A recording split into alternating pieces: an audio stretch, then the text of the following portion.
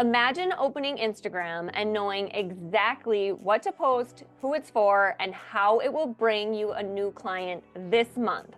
That's what today's guest is going to do to help realtors and lenders consistently. If you felt burnt out by trends, tired of posting and praying, or confused about what actually converts, stay with us. You're about to get the playbook.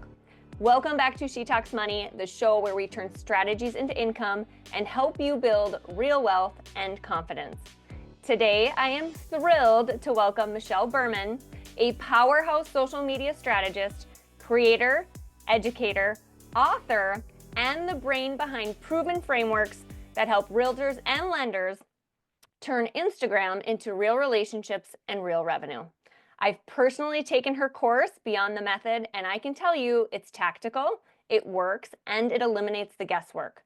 So we're going to unpack what to post, how to structure your week, how to turn DMs into deals, and what to ignore in 2025, 2026 so you stop spinning your wheels.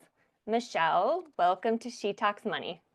Oh my gosh, thank you so much. I'm so excited to be here. And I swear it never gets old when you hear an intro. You're like, is that me? Is she talking about me? Um, I it, am talking about you. it's crazy to hear, but I'm just so honored that you've been such a good friend for a long time. And when you reached out, I was like, duh, say yes, say when. Oh, I appreciate it. And we follow you, and you were such a pivotal point of me and my posting and growing and building my business. So I knew I had to interview you.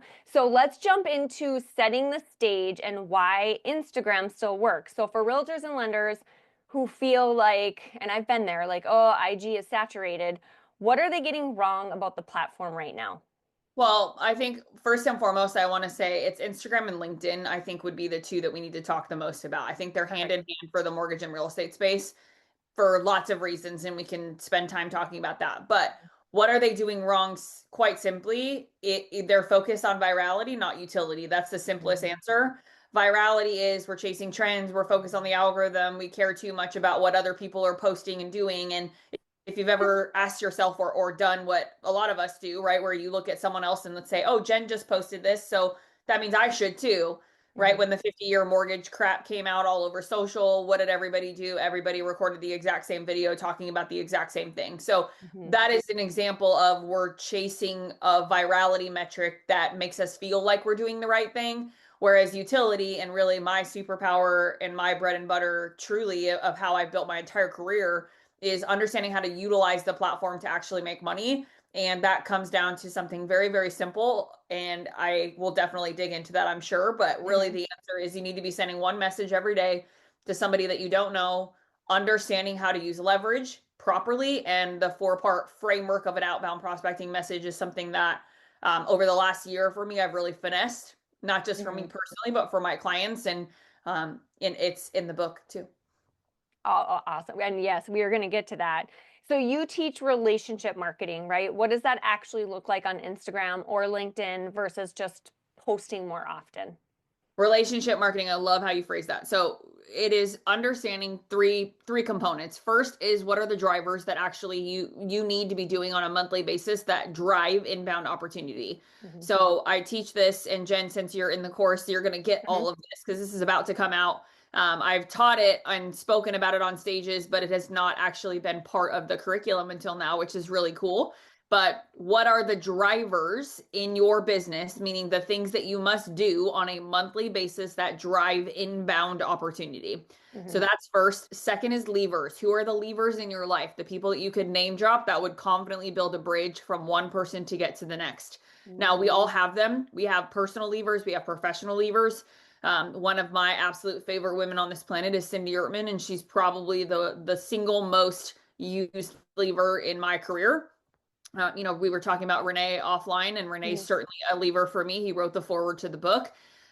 You would be a lever, Jen, even Mhm. as simple. You probably are like, wait, really? And yeah, because and why? Because a lever is someone that I have a relationship with. That if I were to name drop you to someone else, Mhm. your name holds weight. And if that person picks up the phone and calls you and says, "Hey, do you know who this Michelle girl is?" Ideally, you would say something good, right? Mhm. So it's the part one is what drives your opportunities, or what drivers do you need that create the opportunity to inbound or to get inbound leads. And then levers is the second thing, which is what do we need, or who do we need to be pulling, quote unquote, to get from one person to the next. And relationship marketing, again, I love how you phrase that. It comes down to these things being stacked, right? Mm-hmm. Knowing what my drivers are, knowing who my levers are, and knowing what things I'm lacking, if you will, in the months to come. So I teach a 90-day projection. Again, this is something that I've really been finessing over the last year. And what it is you look at your next 90 days and Mm-hmm. you say, okay, I know that these are my drivers. How many of each of these drivers do I have in the next 90 days? So, like for me, I do a lot of keynote speaking now. I know that if I do at least one in-person speaking event every month, that driver is fulfilled, right? That category or bucket is fulfilled. Mm-hmm. 3 to 5 webinars a month. Okay, great. Let's say I have 4 in December. That means that category is fulfilled. Now, podcasting is another one for me. So, how many podcasts am I on a monthly basis? That category has to be 5. If not, I need to go find more, Mm-hmm. right? So, what the 90-day projections does is it allows us to get, or essentially gives us direction in what relationships we need to go focus on finding, right? So, Mm-hmm. I just recorded a video about this actually right before we started recording this, on understanding why that 90-day projection is so critical, because it gives us, or sort of raises the red flag to say, hey, this category is empty, go fill it, Mm-hmm. right? So it gives us a true sense of direction, instead of I'm opening Instagram, which you and I've talked about, right? I'm opening Mm-hmm. Instagram and I'm like, I don't know what I'm supposed to be doing on here today. I'm looking at LinkedIn, I'm on here, but like, am I supposed to be sending this person a message? Do I comment on something? Like, what is my job today? Mm-hmm. And so my whole plan with the 90 days, or the 90-day projection, and the driver and levers assignment, was to solve that problem and give someone a true, genuine black line, no pun intended to the name of the book, direction for where to actually go spend their time and their energy so that they can truly actually make money. And would you say, so let's say a listener fully commits for 90 days, what results are realistic to expect? I would say 90 days is 90 days is an interesting way of saying that, because the projections Mm-hmm. are for the next 90 days. Now, I would Sure. even go more micro on a challenge type. And this is typically how I have people do it that are new to it. I give them a 30-day challenge and I say, send one message every single day for the next 30 days, just Mm-hmm. one. And that one message, you're doing it using a lever, you're name dropping somebody confidently to get Mm-hmm. one of the 3 drivers that you need. And over the course of those 30 days, you're going to write, check, yes, I did my outbound message today. You're going to list who the lever was. And at the end of the 30 days, you're going to have a quantifiable Mm-hmm. number right in front of you. I use this lever 5 times, all 5 times I use this lever, I got a yes. I use this lever 3 times, I didn't get any yeses. Okay, so again, we're starting to collect data Mm-hmm. in our minds. Now, reasonably, I will say I have a client who, this is very present, right in the forefront of my mind. And his name is Tim. He's an insurance agent, actually. His ideal client is mortgage professionals. Mm-hmm. So he ends up being a phenomenal client for me. But as far as industry, but Tim, the first week he started prospecting, sent 17 messages and got no responses. He Mm-hmm. got a couple of like thanks, if that makes sense, but no Mm-hmm. like actual like legit responses. Yeah. So he emails us on Friday and he says, Michelle, like, I don't know if it's me, if I'm doing something wrong, but like clearly this is not working. Can we jump on a call? I said, absolutely. Let's get on Zoom. So we jump on Zoom on Tuesday the following week. I have him actually pull up his Instagram so that I can Mm-hmm. diagnose the issue. So I'm looking at the messages that he's sending. Mm-hmm. The framework, so that 4-part framework I allude to, was all there. He had all 4 pieces. Mm-hmm. They were out of order. Oh. Right? So here's something to think about too. When you send a message to someone, you can see the preview of the message in your inbox, right? Whether that's on Instagram, Facebook, or LinkedIn, right? It comes through on our Mm-hmm. phone or on our watch, and we can see like the first sentence.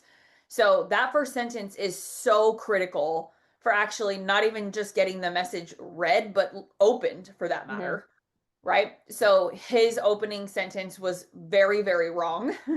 So we fixed that. He had used leverage properly. His call to actions also were not time anchored. And we can Mhm. certainly get into that if you want. But time anchoring is very, very important in sales, especially when we're in a saturated, to your point, Mhm. marketplace, right? So we ended up rewriting his message. I set him free to go start over. Mhm. The following week, he sent 15 messages. He got 5 appointments booked and 3 loan officers that agreed to send him a deal. Wow. That is all that we had to do was diagnose the message, fix it, Mhm. and then set him free to go do it again. So again, that is loaded, right? But that opening preview of how you send a message and whether or not you time anchor properly in an ask Mhm. is so critical. It will make or break whether or not you respond or someone responds or doesn't. And one of the other pieces is FOMO, is what I call it in the Mhm. book. Obviously, we all know what FOMO is, fear of missing out. But if used properly in the message, you're not creating this sort of sense of desire in the person on the receiving end to actually respond to you. Mhm. So I always say, you crushed your message if the person on the receiving end feels guilty or bad if they don't respond, because it's Yeah. that. Yeah. I love that.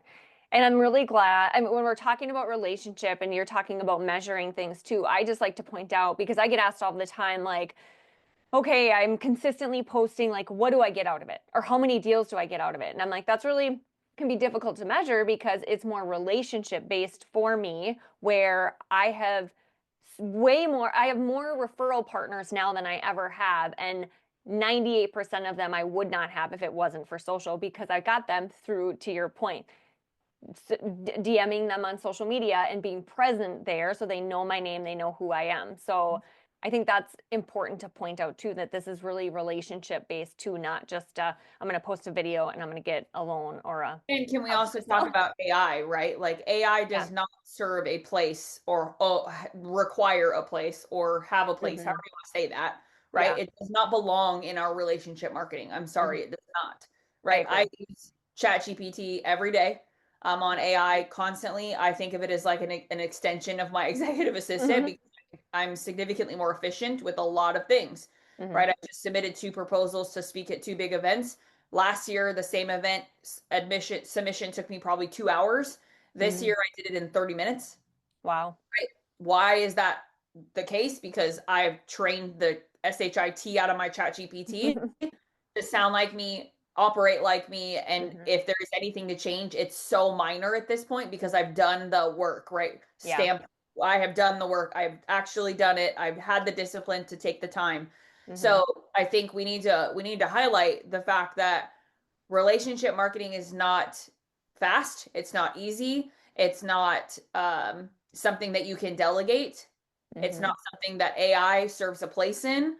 And one message every day, if someone gets on a call with me or if I'm on stage speaking somewhere and the first thing people will say is like, I don't have time for this. Can you help me make it make sense as far as my time? I've never gone viral, Jen, and this is kind of hilarious, right? Like I've genuinely never gone viral. Had one video on YouTube go a little crazy with 5.3 thousand views, but I've never had like a true viral post of any kind, Hmm. right? So you might on the surface be like, oh well, is she really that good at it? And I'm like, you should look at my calendar and you should look at how many stages I spoke on in 2025 as opposed to 2024 and tell me I haven't mastered prospecting. But Yeah. where I'm going with that is I stood on stage and I said this point, and I'm going to say it here.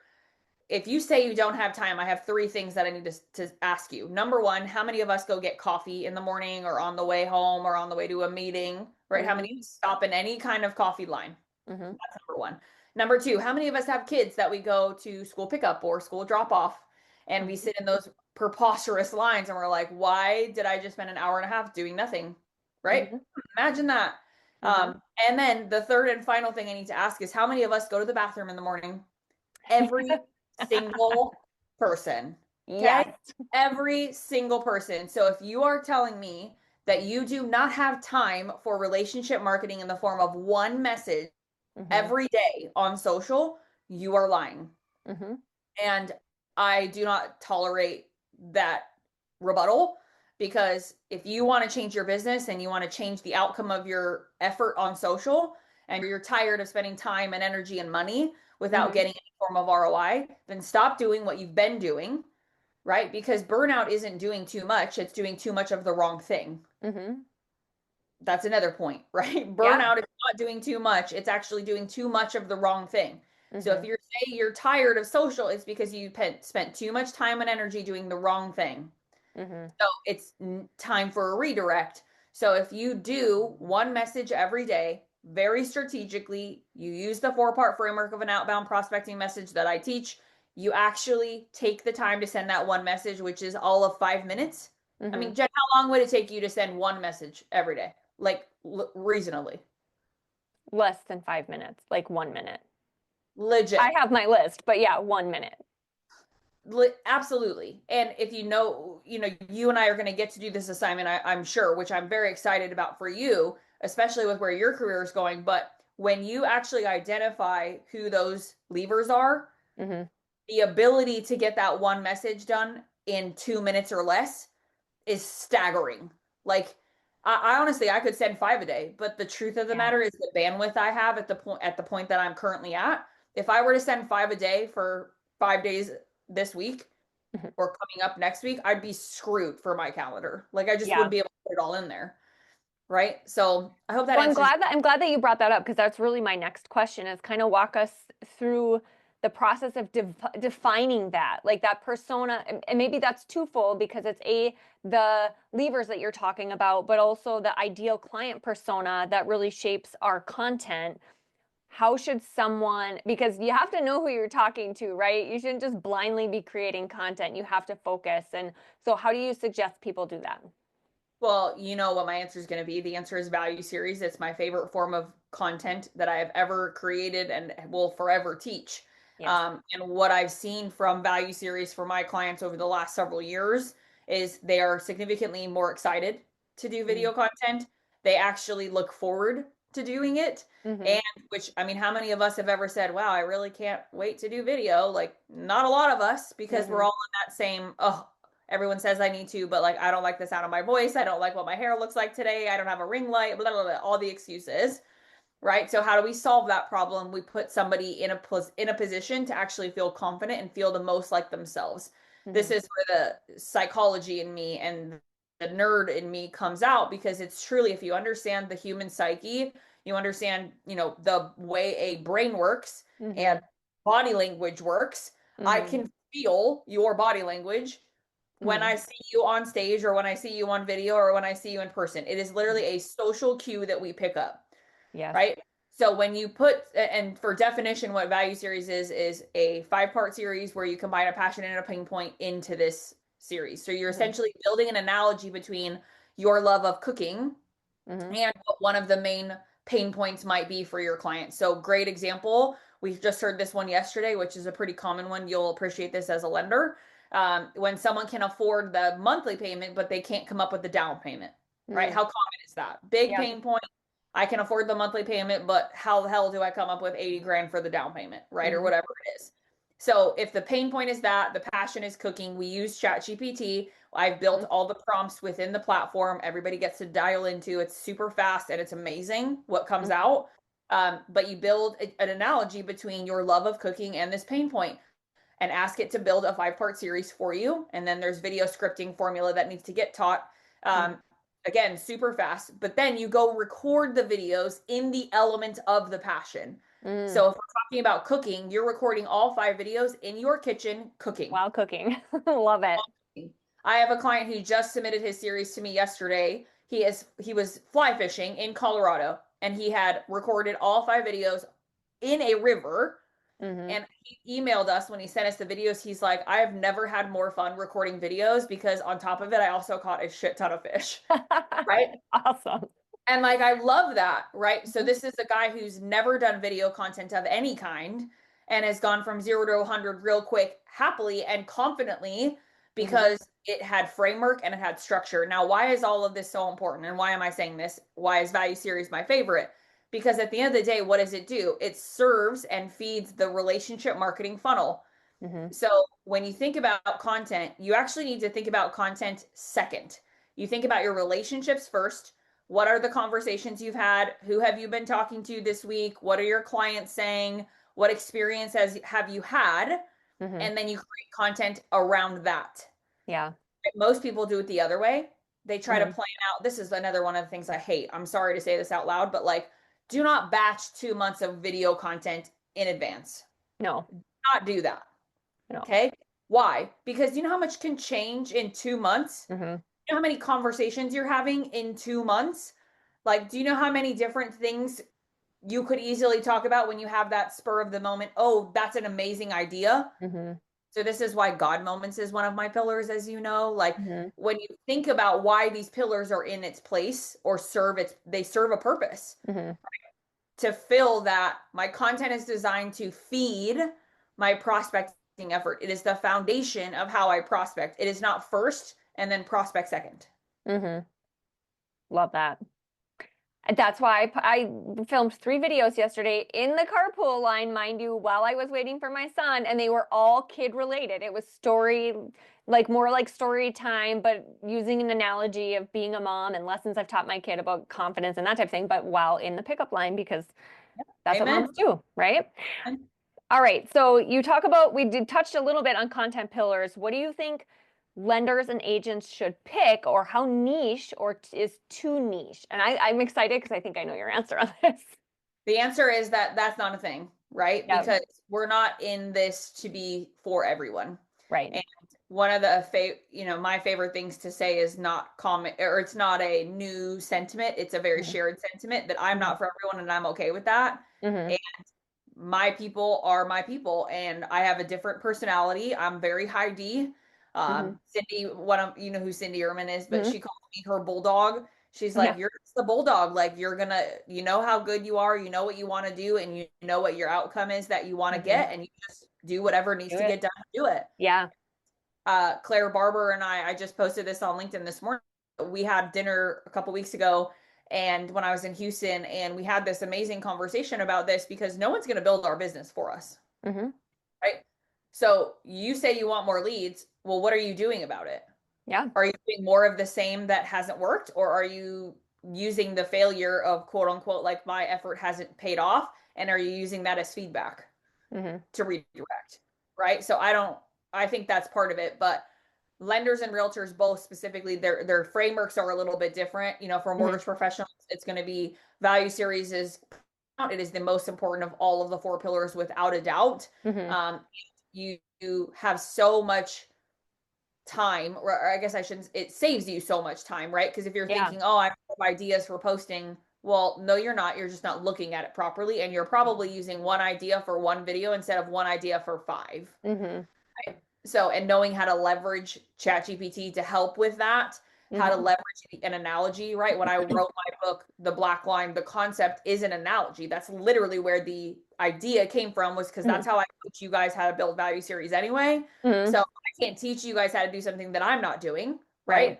right? So value series is most important. God moments is a reflective type of content. You just talked about being in the pickup line, lessons you've taught Mm-hmm. your kid because you're sitting there in the line thinking about something Mm-hmm. probably that made you feel compelled to record that video. Mm-hmm. We have them all the time. Mm-hmm. Every person has them all the time, right? Whether you're on a run, you're going for a walk, you're in the shower, you're picking your kid up or having dinner with your husband, like, or Mm-hmm. whatever it is. So God moments, you're just flipping the camera around and you're recording based off of a heartstring moment that's coming up for you. Yeah. Um, the other 2 pillars, number one for lenders, I would say small business and charity spotlights is paramount. It is so critical to showcase local and hyper local involvement, Mm-hmm. especially for lenders that want to be really focused on their state or to try to leverage getting into a new state, right? So we have a lot of lenders that we work with that are, licensed in 50 states, but the question becomes, where do you live? Mm-hmm. Versus, and then do you have a rental property somewhere? Do you live part-time of the year somewhere else? Mm-hmm. We have a client right now who lives in Hoboken in Jersey, but most of his business comes from New York. So when we were unpacking that, I was like, well, explain this to me. He's like, well, I lived in New York for 18 years. I started doing mortgages in New York, and now I live in Jersey. And they moved over the border, right? I Mm-hmm. went to Rutgers, so I'm very familiar with where Hoboken and New Brunswick and New York City. I've been on that train bazillions of times Mm-hmm. that go right through those cities. But I said to him, I said, so if you're trying to create hyper local involvement or a hyper local following, quote unquote, if you will, for yourself in Jersey, small business and charity spotlights for you is so key to try Mm-hmm. to build that foundation, because you need to tell your audience that you know what you're talking about when it comes to living in Hoboken, New Jersey. Mm-hmm. And he was like, I never really thought about it like that. And there you go. You have to, right? Because perception is reality when it comes to social. We all know that. Yeah. So if I see you posting about anything about Twin Rivers, I don't know that you know anything about Twin Rivers, Right. right? Like it's pretty, not that you don't, but if I don't, Mm-hmm. again, if I don't know who you are at all and I don't see anything from you in regards to it, you're asking me to assume when I should never have to do that. Yeah. Right? Yeah. Um, Absolutely. then pillar number 4 is painfully easy. It's lifestyle content. It's anything and everything from our camera roll. It is life. It is mom, date night, working out. I love watching when you post about your working out because it's inspiring. I'm too pregnant to be caring about it right now. I do work out every single day still, and I've still been running 15 to 20 miles a week. But um, as I told my husband, I was like, babe, I am bulking right now. Okay. Mm-hmm. Yeah. Um, I love in that. the form of growing a child. Yes. But lifestyle content is fun, right? It's how we are humans. It's relatable. It's so simple. So those are the 4 pillars I would say, to simplify it. Realtors, the only difference for you guys is obviously you have listing day, right? Where Mm-hmm. you showcase transactions or transactional history, but that's the only difference. And lifestyle is so important. And I'm going to make a confession because I remember coming down to Nashville to see you, and Yeah. you guys made these awesome gifts for us. And you were like, Jen Butcher, you have nothing personal on your Instagram. Like, we don't know what you like. We don't know like what you do outside of your work. And it was a struggle. It was a struggle, but you were the one that said to me, there is a difference between personal and private. Like I've never forgotten that. There's a difference between being personal and being private. Like you don't just share your private life, but you can still share like your personal life and your personality and the other things that you like. And that is what I get most commented on, or when I meet people face to face, they're like, "Oh my gosh, I saw your meal prep," or I saw, it's not my video on first time home buyers. It's like I saw your workout, and that's how people know who you are. So don't And forget that. that's how people decide if you're our people, Yeah. right? Oh, How many 100%. how many people have we seen post about polarizing things and we're like, well, that's not my person. Yeah. Right. Or how about the opposite, right? Like I run several half marathons a year. My husband is trying to qualify for Boston and run his first sub 3 hour marathon, hopefully soon. Oh. And when he posts about that, he gets a ton of people that he doesn't know that reach out and say, I didn't Hmm. know that you were even running, because my husband's a retired Green Beret and most of them don't Hmm. know that he's, living the civilian life Hmm. and training to qualify for Boston. That's But awesome. my favorite thing is when I go to events and people are like, Michelle, oh my gosh, Knox is literally the cutest thing ever. And I have no idea who this person is. I've never Yeah. met them. I don't even know their name except for the name tag that's on their Yeah. on their lanyard. And I'm like, thanks, Jen. I Yeah. don't know who you are. Like, but Yeah. that's so important. And being 22 weeks pregnant today, I got a message on Instagram this morning actually from a lady who I'm speaking at their national conference in January. Hmm. And she's like, I am so excited to see you in person. I've been following all of your baby journey and everything that happened last year, and to see you pregnant and to know I'm going to get to see you and see your baby bump. Mm. And I'm like, I have no idea who this woman is. None. Yeah. Um, but that's why we have to show up that way. Hmm. Um, and to get personal for a moment, when I shared about my miscarriage that Hmm. happened, the amount of people who reached out, both men and women who have been through those circumstances and been in experiences like that. Hmm. I had a dad reach out to me, a younger dad. His wife miscarried at 22 weeks, so basically right where I am. Wow. They had gone to their 8 week, they had gone to their 16 week, 20 weeks anatomy scan. Everything looked amazing. They go for a follow up at 22 weeks, like they're normal. They do the Doppler on the belly. There's no Hmm. heartbeat. And Oh. all of a sudden, they go through this whole experience of trying to figure out why this happened, which Hmm. science sucks when it comes to this, because with women, we Yeah. really don't know why it happens, Hmm. uh, which is incredibly difficult to understand and process as someone Hmm. who carries the baby, right? And our minds were just like, but my body didn't give me any cue. Like, did I do Yeah. something wrong? Like all the things, right? So long story short, this gentleman reaches out to me and says, I heard you talk about this on a podcast. I was on Dustin Owens T-Lot podcast when I was in Vegas. And this gentleman happened to hear that podcast episode And he said, I'm reaching out to you because I went through a very similar experience to what you described, and I've never publicly shared it with anyone other than our immediate family, ever. Wow. And I said, well, we were going back and forth. And long story short, he ended up the following morning posting about it on Facebook and Instagram for the first time. And Mm. he sent me a message after he did, and he's like, you just gave me more confidence to be myself than I could have ever asked for. Mhm. And the amount of people who have messaged me, the amount of people who have reached out, I even got some realtors that reached out that said, hey, I'm Mm. so sorry about what happened, and I've been meaning to call you. Like, not that we want to leverage a miscarriage, right? It's the worst thing ever. And Right. as someone who's had that, I Yeah. can tell you, by no means do we share that message to get something out of it, Right. but we do share the message for the sake of, we don't need to, and we shouldn't have to be quiet about Mhm. what's going on for us. And in Yeah. retrospect, that guy probably feels a lot lighter. Yeah. Oh, and Yeah. the residual is he going to get some business out of it? Probably. Probably. Yeah. Yeah. And you never know who's watching, right? Like you just you never know who you can help too. I feel like a lot of, in those situations, and not from like even a business perspective, but just like to your point, like a personal perspective. Like you helped him. That's Never amazing. met him. Don't even know what state he lived in.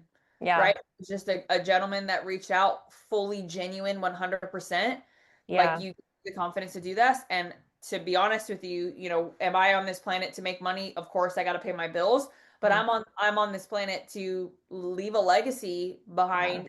I want people to know Michelle's a real human. She's wants to be the best wife. She wants to be the best mom. Uh, Hmm. you and I were talking offline. Boundaries is my word for 2026, and I want to be known as someone who can create them and enforce them, but do it Hmm. from a place that is, how would, like, I don't want to say biblical because that's the wrong word, but like, do it from a place of love, and do it from a Yes. place of, I have to respect myself and ultimately my relationship with God more than I need to do something for money. Hmm. That's amazing. And that's exactly how you are. That's how you are in person. So I think I felt like such a strong connection to you too, because you resonate that. And that's amazing. Okay, jumping quickly to, I'm excited to get to more of the DM specifics, but let's cover a little bit of basics with regard to content mix. What do you feel, reels versus carousels versus stories?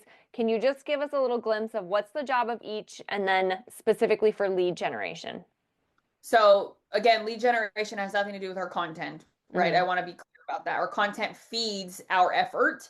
And Mm-hmm. so our lead generation happens, then content happens kind of secondary to that, Yep. right? So again, your content is the foundation of how you prospect, meaning if I sent you a message, Jen, and you click on it and you don't know who I am, what's the first thing that you're doing? You're going to click on my profile and be like, who is this? Yeah. Right? So content is secondary, and it does matter. Yes, we need to spend time and energy and effort on making it look good, sound good, feel authentic, all of those things. But I Mm-hmm. just want to be clear, my thought process and my methodology is always prospect first, with our content being the foundation of that effort. Okay. Does it detract from who you are, or does it add to who you are? Renee uses the word ethos. Does our content build ethos, or does it detract from it, aka Mm-hmm. credibility, right? Are we who we Yeah. say we are, or are we not? Now, to answer your question directly, right? Reels versus carousels. Reels is pretty much almost entirely what I use. Okay. Carousels, if I'm doing lifestyle days, meaning personal life stuff, Mm-hmm. right? Like to the zoo, and that's a carousel. So it's a whole bunch of pictures from the zoo with my son and my husband, and carousels are always going to do well. Mm-hmm. Uh, they historically, according to Instagram data and statistics, have consistently outperformed single individual lifestyle images, and will Mm-hmm. forever. Meaning, if you're posting one piece of content, or Mm-hmm. one picture, I should say, do 10 instead, because it's going to do so much better, right? So Yeah. a carousel is essentially just a compilation of multiple photos, Yeah. for those who don't know the term. So I think carousels serve a purpose on lifestyle day. Carousels also, if you're posting about an event you went to, Mm-hmm. typically carousels are used for something like that. Mm-hmm. However, carousels, I'm sorry, however, events can also be a pillar, Mm-hmm. right? Like, if you go to a lot of events, if I certainly attend them because I speak at a lot of them. Mm-hmm. So we create cover photos, or templates that match my branding and my aesthetic. And then the photos that when you swipe to go through all of them are just photos from my camera Sure. roll. So we pay attention to the aesthetic. I'm also kind of a stickler for collaborating on Mm-hmm. social, because if it doesn't match my aesthetic and my branding, it's not going on my grid. Now, Right. is it going to go on my stories? Yeah, for sure. Of course it is, but it's not going to mess up my Live grid, there. Yeah. right? Yep. Uh, so carousels matter. Reels are, I would say, 80% of my content is reels, at Okay. least. Awesome. Good to know. All right, my favorite piece of your course personally, jumping a little bit back to relationship marketing in practice though, from DM to deal. So your DM frameworks are gold. What's the right way to move from like a like or a comment to a DM and then booking a call or a meeting? So it all comes down to the framework of what are you trying to get? What are Okay. the drivers? Who are the levers that you want to leverage? Mm-hmm. And then who are you messaging based off of those two things, right? So Mm-hmm. identify your drivers, know who your levers are. And then, for example, here's how this would operate for me. Jen, you post something on Instagram or LinkedIn. I look at it and I see that somebody commented on it that I don't know who they are. Mm-hmm. My intuitiveness, I'm going to click on that person's content and be like, who is this? Mm-hmm. And oh, well, that person actually really knows Jen. Oh, wait, that person happens to be a loan officer that works with Jen. Mm-hmm. Oh, interesting. So my brain goes through this whole intuitive process, all of Mm-hmm. like 20 seconds is how long this takes. And then I would then send that individual a message using your name as leverage to get to him or her. Mm-hmm. Right. So that's how we go from I'm liking a piece of Jen's content to I'm now interacting with someone that was Mm-hmm. interacting with her. And I do this every day. And I send one message every day without fail to someone I do not know, name dropping one of my levers in my life. And I Mm-hmm. have probably 10 to 12 levers that I can count on reliably to always get a response from the person on the receiving end, um, in conjunction with using the 4-part framework properly. Because it's one thing to know who to message, it's also another thing to know what to say, right? Yeah. If you don't know what to say, you're probably not going to get responded to because it's probably going to come across as that to the Mm-hmm. person. Mm-hmm. So, in the Black Line, for those of you guys listening to this, if you do not own the Black Line, you can get it on Amazon. It's super fast, come to your door in 2 days. But page 132 and page 133 give you the 4-part framework of that message that I'm talking about. So if you want Perfect. to know what to say and that's something that you're really struggling with, those 2 pages will solve that, because not only do I give you the 4 parts, I also give you a very real time example of one that I used, and clearly has worked. Yeah. And can you, for those that don't know, how should someone, or what's an easy way to tell somebody how to identify their levers? So if you said you need to pick 5 to 10 levers, like how does someone identify those people? That's a great question. So it's very simple. A lever is someone that is in your life that you have a relationship with. That's the word of our podcast, I think. Mm-hmm. Somebody you have a relationship with, where not only have you either worked with them personally, but they know your work personally, even if they are not a client or not like you're not working for the same company, right? But Mm-hmm. like that person can speak to your character and your work. Mm-hmm. So, Jen, you could speak to Michelle's character. You could Mm-hmm. speak to Michelle's effort in providing client care to someone who becomes a client. You Mm-hmm. can also attest to the product itself, right? Yes. So you would qualify as a lever.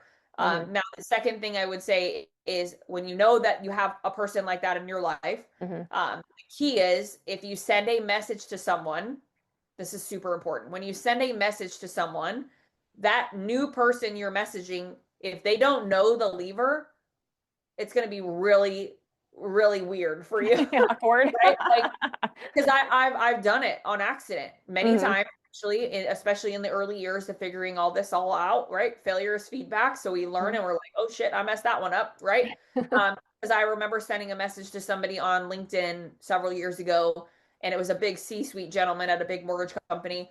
And he responded and he was like, I have no idea who that is. And in Mm. my mind, I'm like, oh shit. Right. Um, so you have to keep in mind, does the person you're messaging know the lever? So Yeah. that's why it's really important to say, this person is interacting with Jen. This person is commenting on Jen's content. This person's picture at the same place or at the same event that Jen went to, right? Like, and again, this takes seconds to do in your brain. Yeah. Right. It doesn't take minutes. It takes literally seconds. Yeah. And you send that message with confidence. But the key with identifying your levers is if you send a message to the person you don't, if that person were to reach out to the lever, like if that person were to reach out to you, Jen, and you say, oh, I haven't talked to Michelle in 2 years, then I failed. Right? Yeah. Because I ultimately have not maintained my relationship with you to earn the right to use you as a lever. Sure. So, you know, my top, that's why I said 10 levers. That's why I didn't say 100. Yeah. Right. Because if you think about who your levers are in your life, these are people who, I mean, I talk to Cindy Ertman on the phone probably 5 out of 7 days a week. Like she is my number one lever in my life without a doubt. But also why? Because she invests in our relationship.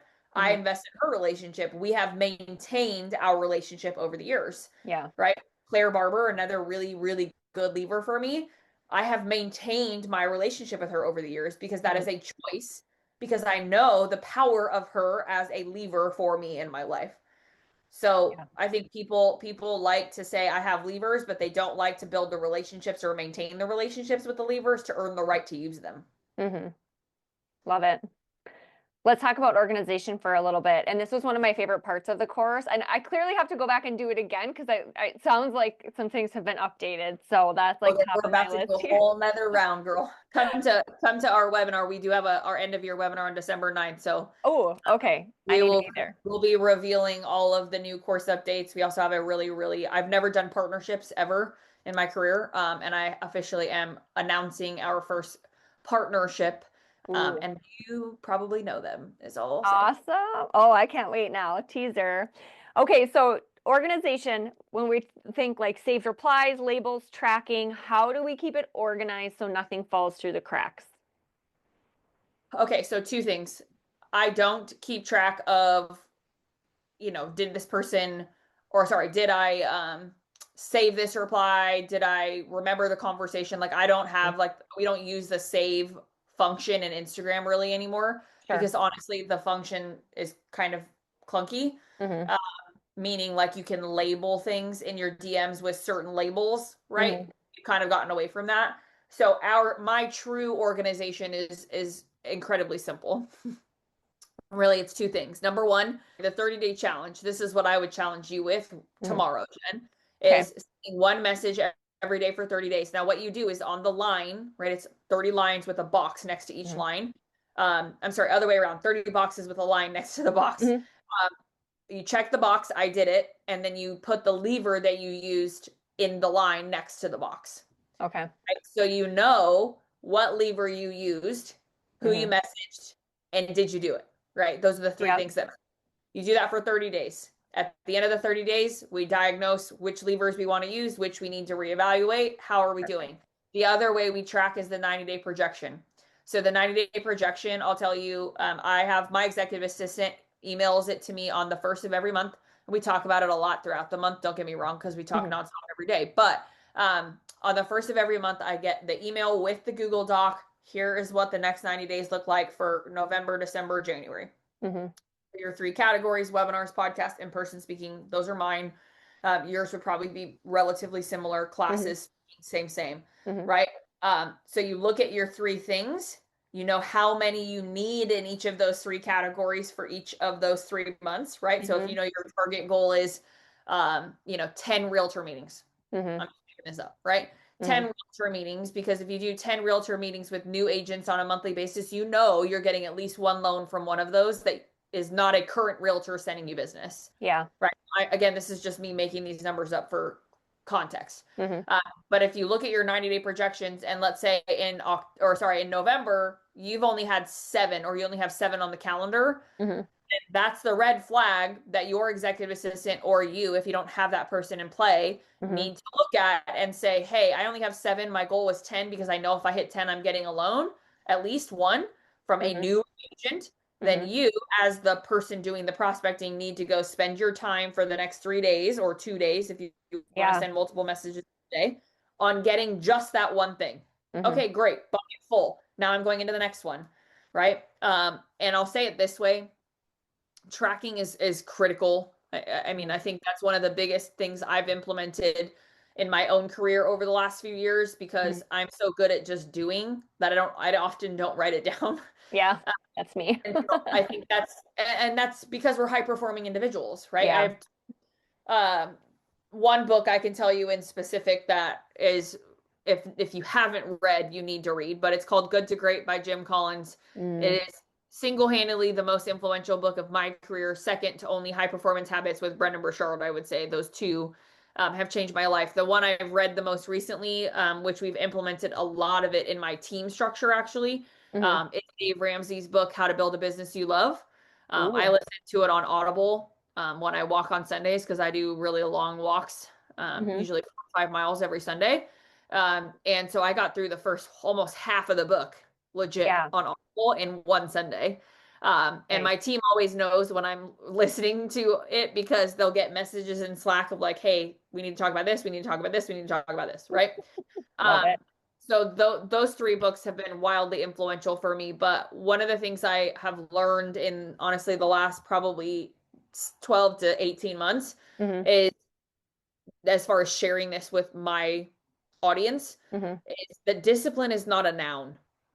Right? Discipline is not a thing that we know we need to do in the form of a person, place, or thing, right? Discipline is an action we need to take. And I think it's very, very important to understand the difference, right? To say I want to do something is not the same as I did it, right? We teach our children this all the time, right? I mean, literally, like, it's not what you say, it's how you say it. I've heard that from my mother 5 bajillion times in my 35 years of life. So I've said it on stage at Fuse actually recently, but discipline is not a noun, it is a verb. And if we understand that, what that means and what that looks like, then tracking all of a sudden becomes something that we're more willing to do.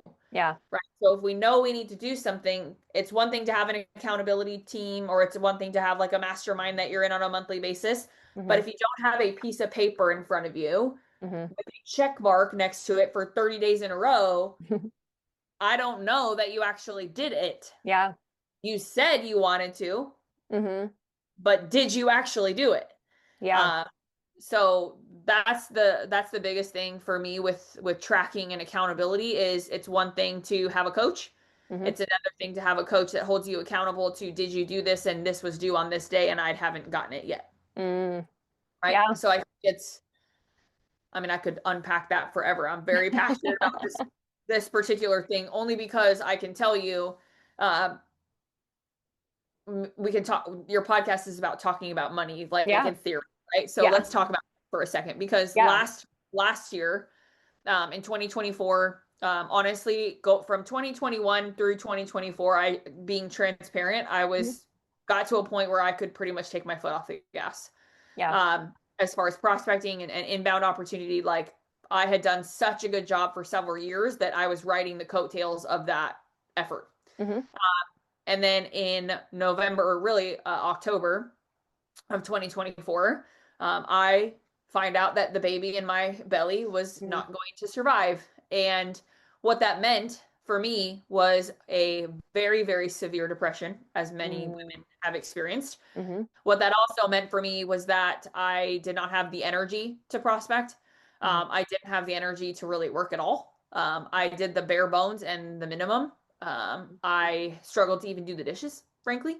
And it was everything I could do to just live my life, let alone worry about how much money was in my bank account, right? As far as my company was concerned. Now, I have 6 full-time employees.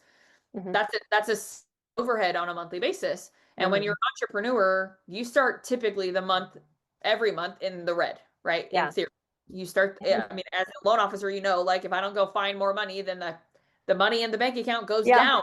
Yes. Right. Imagine that. Weird. So October, November roll around. Obviously Michelle is incognito for the most part of that. miscarried on November 15th of last year, and I think it was maybe November 17th. So very within 48 hours, a very, very dear friend who I love very, very much called me and she said, Michelle, it's time to pull your head out of your ass and get back to being who you are. And she said, I love you very much. And she had gone through this whole thing with me, right? Every day on the Yeah. phone, all the tears, all the crying, all the everything, because she herself has also experienced miscarriage. And so she knew it. She knew exactly what I was feeling. She empathized to the core of all of it. Mm-hmm. But she called me, and I will never forget that phone conversation because she said, you have to get your head out of your butt, basically, and you have to go be who you're trying to get everybody else to be again. Yeah. What an inspiring moment. But also, I was like, mad at you. Right. But at the same time, I'm like, this is very relatable to the mortgage industry, right? Hmm. Because if you think about it, how many loan officers in the last couple of years have had to go back to originating, Jen? Yeah, Right? 100%. So many. Mm-hmm. Why? Right? Because the market is contracting, things are happening, and you have to get back to being able to do what you have now. If you're a branch manager or if you're Mm-hmm. recruiting or if you're C-suite, you now have to go back to doing what you're trying to motivate and inspire your team to do. Yeah. So last year when this happens to me, I'm like, holy crap, I now have to get back to doing what I am so good at teaching everybody else to do. Yeah. Because guess what? If I don't, I have to fire all my employees and we're in hot water, Yeah. right? Yeah. So fast forward to November of 2025, Mm-hmm. right? I started October, and mind you, I've been in business 11 years. November 9th was 11 years. So I have never in the history of my 11 years started the month in the green ever, ever, Wow. right? Which as an Yep. entrepreneur, that's what we strive for. Yep. Uh, October of 2025 was the first month in 11 years I started in the green. November, we started in the green. December, we're already in the green, and it's not even the day where you and I are recording this, is not even December yet. Yeah. That is a direct reflection of do what you say you're going to do Yeah.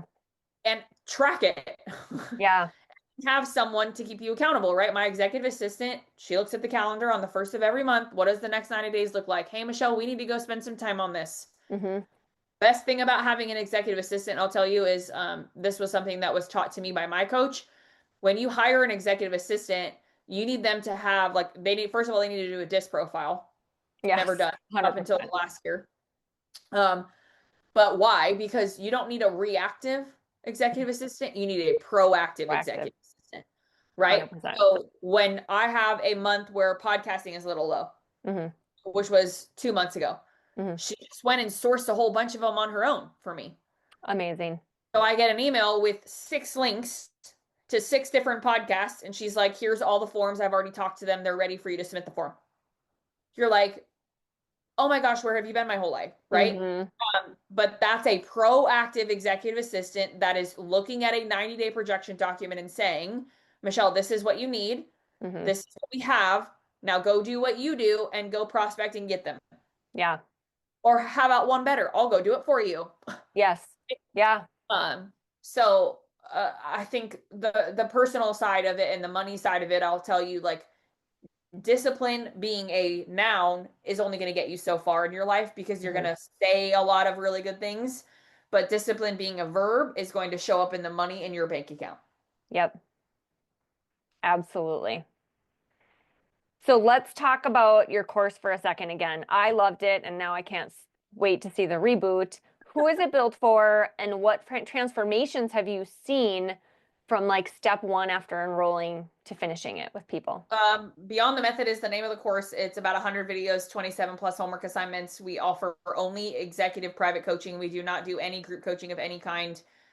Jen, you got to come to our only in-person event that I host personally every year, called VIP Day, which is a 2-day, very intense mastermind. All of the ones moving forward will be exclusively at my home. So we did our first one in my house here in Tennessee last year, and it was just the most epic 2 days. And all 5 of those people, there were 6 total. One of them got kicked out. It's a long story. But all 5 of them still are on. We're on a text thread. We call it VIP Day thread, like, or we named the thread, right? VIP Day Yeah. group. They still text each other. I get all the text messages because I'm obviously in the group. Yeah. Like this is a full year later, That's right? awesome. So, but the course itself, I'll tell you, is people who any sales professionals, entrepreneurs of any kind that are selling something. But Hmm. more importantly, I would say my primary and target demographic over the years has been the mortgage and real estate space. So I serve mortgage and real estate professionals, I would say probably 80% of the time. Hmm. However, I do have a lot of entrepreneurs now that I work with, which is really kind of a special part of the new evolution of Michelle Berman Michael, if you will. Hmm. Because I got to speak at this event a couple months ago that was 65 female entrepreneurs, and everybody in the room was making under 100,000 Hmm. as a female entrepreneur. So, and I was the keynote for this event, Okay. and it was the most powerful room I have ever been in my career. Better Wow. than any 1,000-person stage, better than any big mortgage conference that I've been to. Hmm. Like, don't get me wrong, I love going to conferences, I love speaking and doing all of that. Hmm. But this room of 65 women was so transformational, not just for them, but for me, Hmm. right? Like for me to be able to see a woman look at me and her eyes lit up and she's like, "Oh my God, I get it now." Hmm. Like that room was wild. And honestly, Jen, I think you would be phenomenal in this room, except you don't qualify for that Yeah. piece. But, um, But you gave but me goosebumps because like that is why I'm here right now. That is why I yeah, started this podcast because I talk to women like that every single day. And it's like I'm just lit on fire right now to help them realize their potential I and think that they I don't need to have to settle. introduce you. I need to introduce you to Ashley, the lady who runs the main big group, because she was the lady who found me that had me come and speak, and her and I talk almost every day on social. Like she's Awesome. just phenomenal. So this particular group, I just can't say enough amazing things about. But the answer, to the course and the whole funnel of all of it is anybody who's in mortgage or real estate, you're going to benefit wildly because that's my core audience. Mm-hmm. But I do love serving the sales and entrepreneurial side. So if you're in sales, selling a product of any kind, trying to use social, Mm-hmm. it's the right course for you. Yeah. And I've done a lot of coaching. I've coached with Cindy, who is absolutely amazing. I've done a lot of coaching that's like more core based. And I will say, people who love social media and are leaning into that to build their business, like you have to reach out to Michelle. It's what I'm passionate about. Probably going to be reaching out to you now again because I'm like, oh, I should be doing one-on-one coaching with her because you just speak my language and it's what I love. So we will make sure that we have Michelle's information and all of the things in the show notes. Any lasting message that you want to leave? Yeah, I'm gonna say it this way. We talked about so many good things. Hmm. And this last hour has flown by. But what I will say is my passion right now is serving as many people that I can as possible Hmm. without them, because I get it, not everybody can afford to hire a private coach right Hmm. now. And so that's why I wrote the book, honestly. I Hmm. wrote The Black Line in the midst of the miscarriage. I actually rewrote my table of contents, and the book itself released in August of this year. So it actually released Hmm. on my son's fourth birthday, Oh. um, which was by design. And we opened when I ordered the books to come in. My son was the one that got to use the scissors to open the box, and it was just a very special experience for me. Uh, Hmm. but the Black Line is available on Amazon for $23. Anybody can afford it. And I would say if you're listening to this and you're thinking in your mind, I need to do all of what Michelle's doing, but private coaching is just not quite an option at the moment Hmm. for you. I've been there and I totally respect and get that, but that's part of why I think this book is going to make such an impact and has already, honestly. Yeah, check it out. Thank you so much. It is just such an honor to have you here. I love and adore you so much, and I'm so excited we had the opportunity to share all that you share with our listeners, our realtors and lenders especially. So, if you're done posting and praying and you want a repeatable system, make sure you're following Michelle on Instagram at Berman Media Social and check out her programs, resources, book. You should be the first thing that you're ordering. Links will be in the show notes. And I took her course myself. It changed the way I plan, post, and convert. So I highly recommend it. And if you love today's episode, do me a favor, follow She Talks Money so you never miss an episode. Screenshot this and tag us on Instagram with your biggest takeaway and leave a quick review. It helps more women and smart men find the show and build wealth with confidence. Until next time, keep building bold, powerful money moves. You've got this.